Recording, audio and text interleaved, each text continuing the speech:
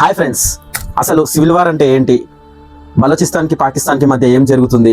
Pakistan liberation టైంలో India support చేసినట్టుగానే మళ్ళీ బలోచిస్తాన్కి India support చేయబోతుందా అనే విషయాలు మనం ఈ వీడియోలో అయితే చర్చిద్దాం. అలాగే బలోచిస్తాన్ పాకిస్తాన్తో విడిపోయి తన కాళ్ళపై తాను నించుంటుందా, బలోచిస్తాన్కి అంత పవర్ ఉందా అనేది మనం పూర్తిగా అయితే ఈ వీడియోలో మనకి తెలియని ఇంట్రెస్టింగ్ ఫ్యాక్ట్స్ గురించి అయితే మనం మాట్లాడుకుందాం. సివిల్ వార్ అంటే దేశంలోని అంతర్యుద్ధం జరగడం, సొంత పౌరులతో కొట్లాడడం, అంటే అక్కడ ఉండే ఆర్మీకే తిరుగుబాటు చేయడం, ఇలాంటి విషయాన్ని మనము సివిల్ వార్ అంటాము.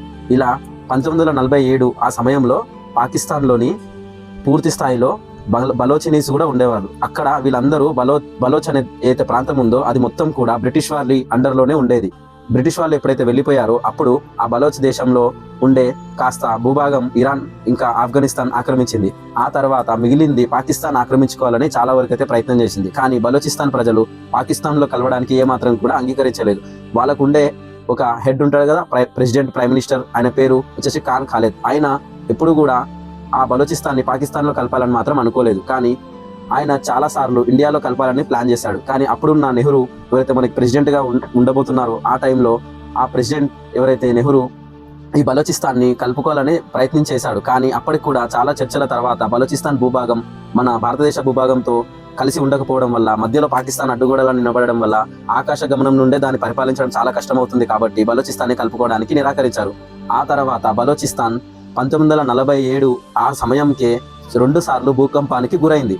చాలా వరకు అయితే ప్రజలు నష్టపోయారు. ఇంకా అక్కడ వాళ్ళకు ఉండే చీఫ్ కమాండర్స్ కూడా చాలా వరకు అయితే ఆ భూకంపానికి గురయ్యారో వాళ్ళని కాపాడడానికి సరిపోయింది. అదే టైంలో 1948 ఆ సమయంలో పాకిస్తాన్ బలోచిస్తాన్తో కొట్లాడడం స్టార్ట్ చేసింది. ఆ ఫైట్లో పాకిస్తాన్ విజయం పొందింది. దాంతో బలోచిస్తాన్ పాకిస్తాన్లో విలీనం అయ్యింది.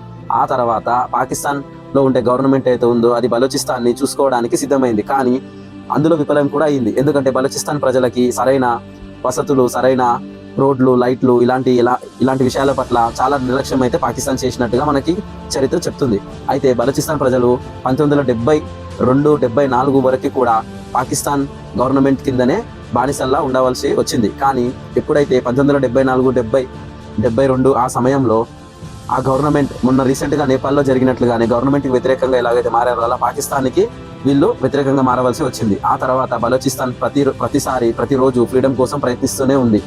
ముఖ్యంగా మొన్న రీసెంట్గా మోదీ గారు కూడా 70వ సంవత్సర స్వాతంత్ర దినోత్సవం రోజు కూడా ఏం ప్రసంగించారంటే బలోచిస్తాన్కి ఈసారి మేము మద్దతుగా ఉంటాము అని ఆయన అందరు సభాముఖంగానే తెలియజేశారు. సో ఇలా బలోచిస్తాన్ ఏదైతే ఉందో ఎప్పటి నుండో ఫ్రీడమ్ కావాలని కొట్లాడుతుంది పాకిస్తాన్తోన. అయితే బలోచిస్తాన్లో ఉండే ప్రజలు ఇంకా అక్కడ ఉండే లీడర్స్ ఎవరైతే ఎప్పుడు కూడా పాకిస్తాన్ నుండి విముక్తి పొందాలని ప్రయత్నం చేసే సమయంలో దాదాపు 4000 మంది పైగా జనాలని కోల్పోయారు. ఎందుకంటే పాకిస్తాన్లో ఉండే ఉగ్రవాద సంస్థలు ఉన్నాయని మనకి ఎప్పటి నుంచో యుఎస్ నుంచి ఇంటెలిజెన్స్ కూడా మన దగ్గర ఉంది. సో ప్రపంచ దేశం అందరూ నమ్మే యుఎస్ని యుఎస్ఏ మనకి ప్రూఫ్గా నిలబడ్డది. ఏమని, మన పాకిస్తాన్లో చాలా వరకు టెర్రరిజం గ్రూప్స్ అయితే ఉన్నాయి. అందులో చాలా వరకు అయితే ఐఎస్ఐ ఉగ్రవాదులు ఉంటారు. ఆ ఐఎస్ఐ ఉగ్రవాదులు ఇంకా అక్కడ ఉండే పాక్ ఆఫీసర్స్ అందరు కలిసి కూడా ఈ బలోచిస్తాన్ ప్రజలని చాలా వరకు అయితే అడ్డుకోవడానికి, ఫ్రీడమ్ నుంచి అడ్డుకోవడానికి చాలా వరకు అయితే ప్రయత్నం చేస్తూ ఉంటారు. అలాగే బలోచిస్తాన్ ప్రజలలో చాలా మంది యూత్ కూడా వాళ్ళకి ఫ్రీడమ్ కావాలని, ఆజాదీ కావాలని నినాదాలు చేయడంతో అక్కడ ఉండే స్టూడెంట్స్ కాలేజెస్లో దూరి మరి పాకిస్తాన్ ఆర్మీ అక్కడైతే ఎవరైతే గవర్నమెంట్ పరిపాలన చేస్తున్నారో పొలిటీషియన్స్ వాళ్ళందరూ కూడా ఒక ప్లాన్ చేసి ఐఎస్ఐ ఉగ్రవాదులతో కలిపి మరి ప్లాన్ చేసి అక్కడ ఉండే బలోచిస్తాన్ పిల్లలని దాదాపు 800 మందికి పైగా ఇంతవరకు చంపినట్టు రికార్డు ఉంది. సో ఇలా బలోచిస్తాన్ ప్రజలకి ఎప్పటి నుండో విముక్తి లేకుండా పోరాడడం కంటిన్యూగా జరుగుతూనే ఉంది. ఈ రోజు కూడా మనం చూస్తున్న మూవీస్లో కూడా బలోచిస్తాన్ ప్రజలు ఎంతలా బాధపడుతున్నారో మనకు కళ్ళ కట్టినట్టుగా తెరపై చూపిస్తూనే ఉన్నారు. అలాగే పాక్లో ఎప్పటి నుండో ఉగ్రవాదాన్ని పెంచి పోషిస్తున్న పాక్ అంటే మన ఇండియాకి చాలా కోపం. ఎందుకంటే ఈ ప్రపంచ దేశాల్లో కూడా పాక్ని చాలా వరకు అయితే హేట్ చేస్తాయి. ఎందుకంటే ఐఎస్ఐ ఉగ్రవాదాన్ని వాళ్ళు చాలా వరకు అయితే ప్రోత్సహిస్తున్నారు.